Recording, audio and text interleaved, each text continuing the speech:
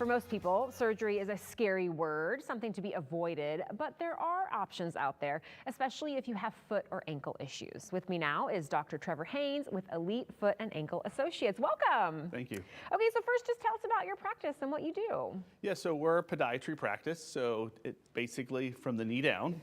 We treat anything related to the foot and ankle, whether it's surgical, conservative.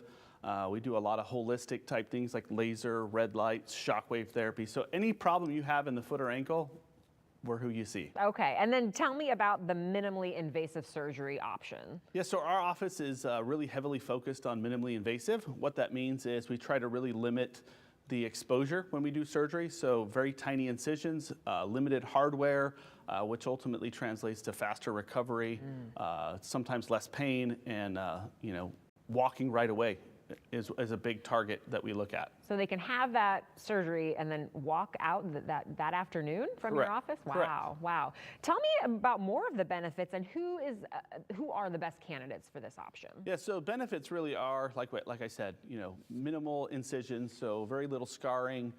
They can walk right away. They can, we do a lot of these in our office. We have our own surgical suite, so that obviously translates into saving money because they're not going to the hospital 2 hours early, discharged 2 hours after surgery. And then the big one, is they can walk right away. Yeah, and again, who are the best candidates for this? Best candidates would be anyone. I mean, anybody that wants to have not a lot of plates and screws in their feet. Yes, which I would imagine would be most people.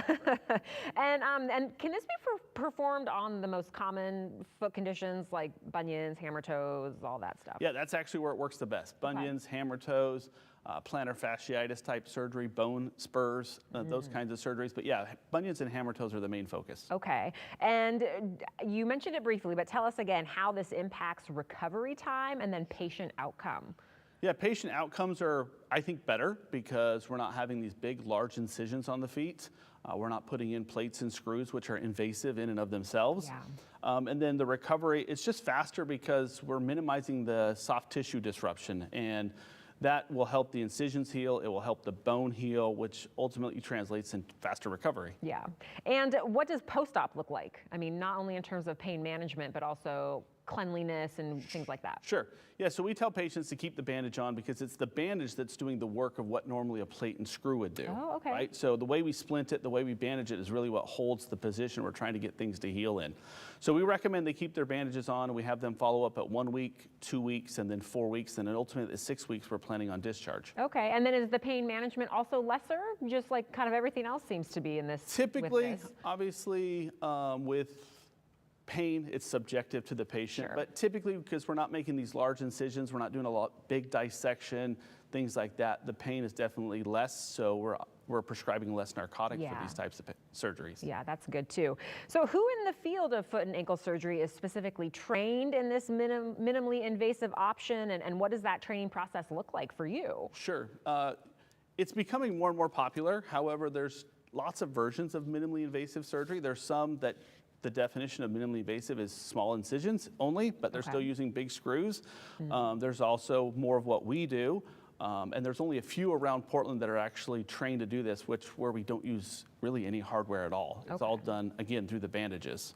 And I'm sure your patients come to you, feeling nervous about having to do surgery, but when they hear this option, what's their reaction? Usually when I can tell a patient more about less screws, less plates, they're already sold. Yeah, for sure. Yeah.